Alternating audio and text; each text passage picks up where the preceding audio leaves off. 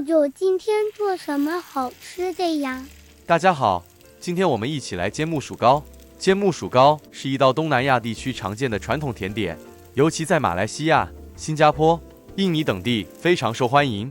它以新鲜木薯泥为主要原料，混合椰浆、糖、白椰丝和木薯粉，在下锅煎至两面金黄。准备好木薯，去皮后磨成泥，斑斓叶4-5片，剪成小段，全部倒入搅拌器。接着加入椰奶约100毫升，一起搅拌。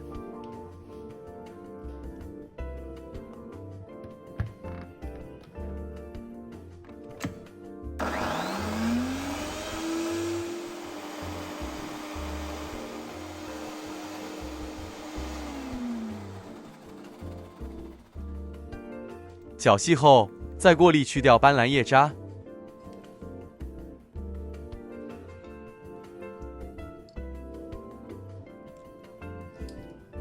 取出100毫升，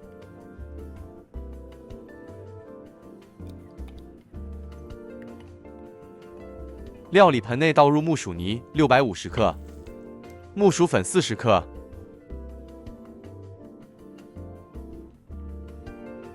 半小匙盐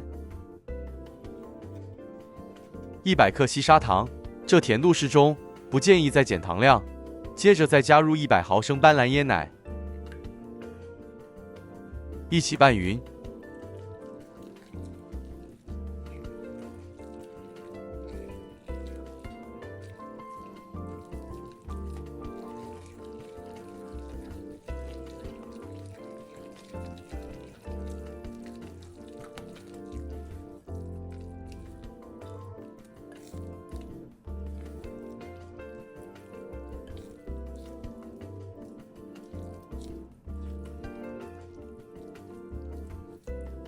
拌匀后，再加入白椰丝100克，再做最后拌匀。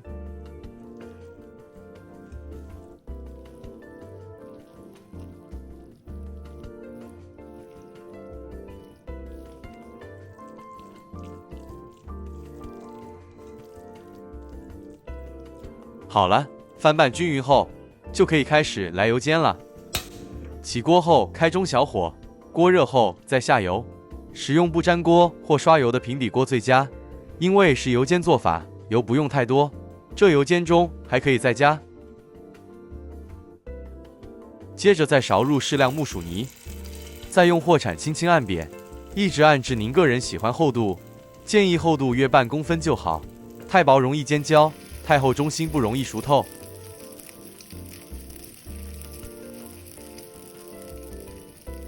因为木薯本身是天然无麸质的根茎类食材，结合了天然的纤维感与椰浆的香浓，让煎木薯糕既保有传统味，又带有健康概念，适合老少咸宜，也非常适合搭配茶点、咖啡，甚至当早餐或下午茶。所以在木薯丰收的季节里，价钱不贵，不妨尽情享用。好了，都塑好形后，再将炉转中火，一直煎至两面微焦。煎木薯糕虽然做法不复杂，但要煎得香脆又不油腻，口感 Q 弹，还是有不少细节要注意。大火猛煎，外焦内生，火太小，完成后的成品含油量大，所以火候方面要稍微控好。